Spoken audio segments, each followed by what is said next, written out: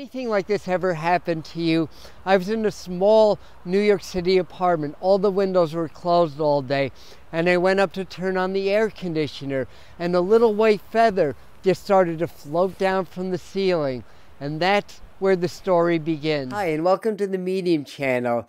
And for today's video, the spirit world shall be revealed, and we are going to solve the mystery of the afterlife according to my grandma. So this was 2001. My grandma had passed about 25 years prior. And I was just embarking on my path as a professional medium. And I really wanted to know what it was like on the other side, because clients were going to ask me, you know, to be a medium, you kind of have to know what it's like on the other side. I mean, I suppose you do anyway. So that evening, when the feather fell, I really felt my grandma. I knew that that was her sign. So I went into a meditation, and I felt her energy come to me. And the first thing that I asked was like, so grandma, what's it like on the other side? And right then and there, in my mind, I was transformed into a beautiful emerald forest. I mean, 10 times more colorful than anything here. And it was just amazing. It just felt amazing. It was lush. It was incredible. So I said to her, basically, so it's like being in a beautiful forest then? And then she told me, for you, it's like being in a beautiful forest. And right then and there, I had my answer, because the woods are really my happy place. And then she goes on to say, yo, Adam, imagine when you were the most joyful in your entire lifetime. When you go to the other side and you get to be in the spirit world, it's like that, only 100 times stronger. It's nothing to fear. That it's really, dying is nothing to fear. When you lose the fear of dying, you lose the fear of living. And it's really a reward for a job well done. She went on to say that as soon as she passed on, she saw people she recognized but forgot in life, and told me that when we come into a body, we forget who we truly are. It's almost like dying for her, and I've heard this from many other sources as well. It's like waking up from the dream, that we're living in the illusion, the spiritual matrix, if you were now. So she's saying that when I died, it's like I woke up. There were people there, and I was thinking, how could I have forgotten about you? You're so important to me.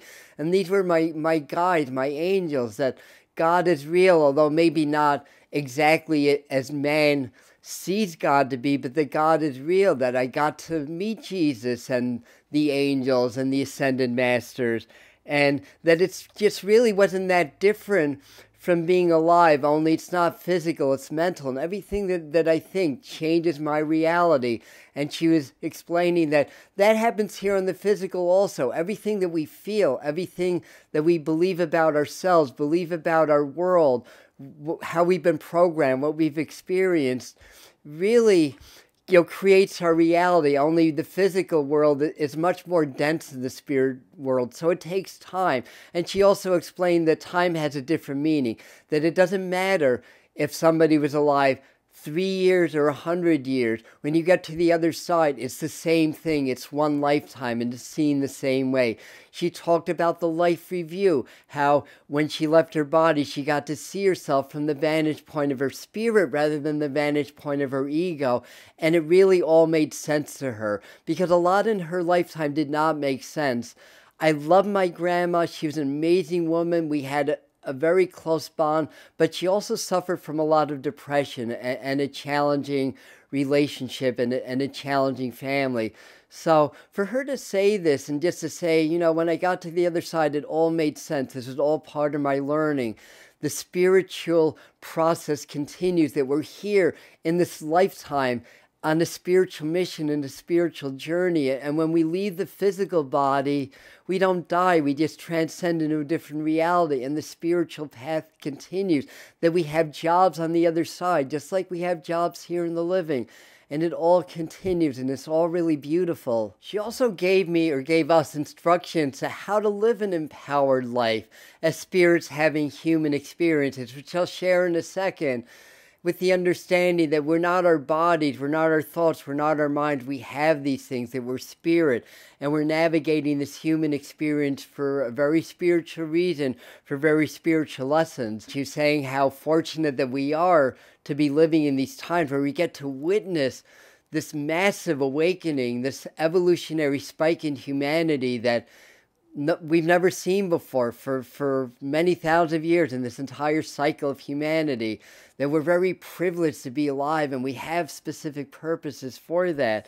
She's also explaining there's really no hell. There's just different levels of the other side, and that hell does not really exist. However, you do go to different levels of the other side based on how you live your life. So basically how you live dictates how you die, and what level of the spirit world you have to go. And it's not for punishment, it's just that different souls have different lessons. So the idea is you want to learn while you're here. You want to be the best person that you can. You want to be authentic. You want to continue to grow and continue your spiritual evolution.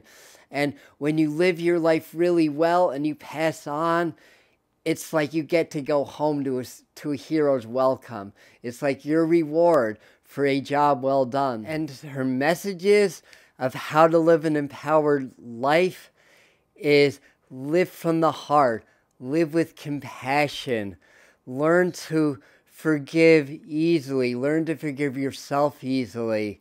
Know that life is a gift. Never blame others for your problems. Be a spiritual warrior. Don't be a victim. Yes, other people will do terrible things to us, but understand that everything is energy. Everything happens for a reason. And whatever we are as frequency, we're always attracting that. That's part of the learning, the growth. That's part of the physical plane, part of the physical reality. Part of the reason that we're here is to understand that everything's energy, and if we change our energy, we change our physical reality. So we have to take responsibility. This according to many spiritual teachers, including Grandma, and to follow a spiritual path, one that speaks to your heart. All paths lead to home. Never judge. Never compromise on compassionate living. Never compromise on empowered living. Live your life with purpose. Live your life with humor. We're here to awaken. We're here to heal from thousands of years of difficult karma. We're here to reclaim our freedom, to reclaim our free will that humanity hasn't had for so long. It's an epic awakening. It's an epic shift in humanity that we're really, really blessed to be with. Understand, challenge is a gift. We learn more through our challenges probably than anything, and we learn how strong we are, to cultivate our inner strength. And again, to be compassionate, to open your heart, to learn to be present, learn to connect with Spirit and Source, learn to connect with God, and learn that we are here for a very special reason in a very special time, and that all time is happening now, and no matter where you go, or no matter what time it is, it's always now. So always, always, always be present.